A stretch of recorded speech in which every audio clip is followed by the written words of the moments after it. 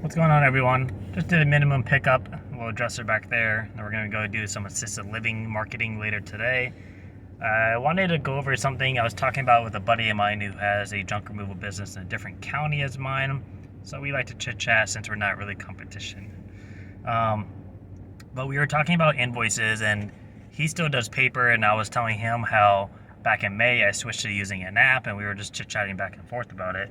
But I figured I'd give my 2 cents on using the app versus paper for some of you who maybe are still doing paper. So I did paper for the first 2 years of my business. I did Google Documents and designed my whole grid, plugged everything in, and I'll just print out like 20, 30 copies at a time. And overall, it was a cheap way to do it. It was an easy-ish way to do it.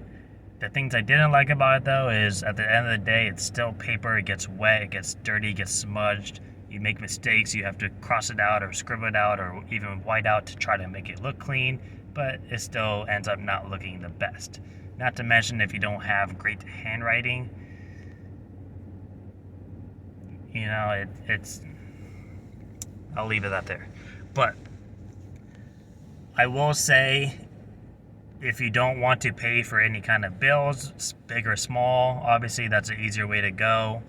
But I kind of found in the end that I was probably spending as much money in ink cartridges alone, not to mention I feel like printers break nowadays quicker than usual, than I would be if I were just to pay for an app. Now, the apps out there's like 5 or 6 that are like real big named, and you can just kind of Google them and compare.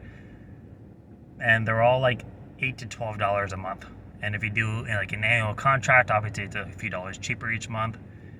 But if you're okay spending a couple bucks a month to have something a little bit more convenient to you, kind of like our service, then I would say it's worth noting to try it out. So I use Invoices, right? It's an orange screen with a white check mark. I'll take a screenshot of what it looks like in the Play Store just so you have an idea. The other one I was gonna try, but I just stuck with this one, is Invoicely with the LY at the end. Those both had really good reviews, but I'm okay where I'm at. So the cool thing about the app is, one, it's all electronic. You don't have to print anything out anymore. You can send the invoices to your client's emails or text message while sending one to yourself as well as record in the event the app would ever crash. So I just find that to be a little bit of an easier process. Plus, you save paper. But some nifty things about it. Your main page will have all your invoices and your estimates. It'll list out the invoice number or estimate number, your contact's name, the price, if it's paid or unpaid, and then the date you did the job. And then within the invoice or estimate, same thing, you can plug in all of your items, which I'll talk about in a second. You can post any pictures of the job just so you have a little bit more clarification with you and the customer when the time comes to do the job. And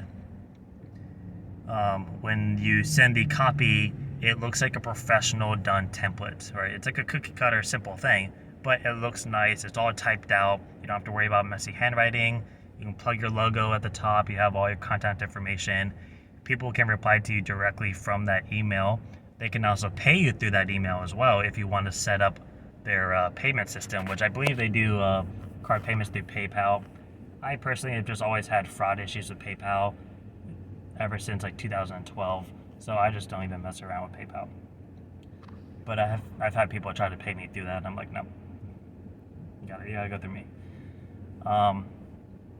It also has a reports page going over the totals of every month, how many jobs you had, and then obviously it'll keep a subtotal for the whole year, which is helpful for me because every month I would go through and add up all my paper invoices to see how much money I made, so that way I could compare it throughout the year.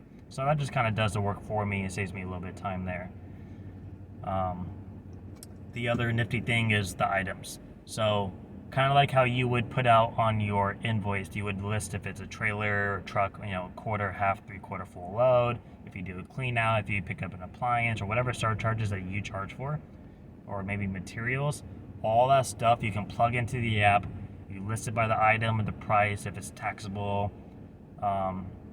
On top of those items, you can add in discounts by percent or dollar amount.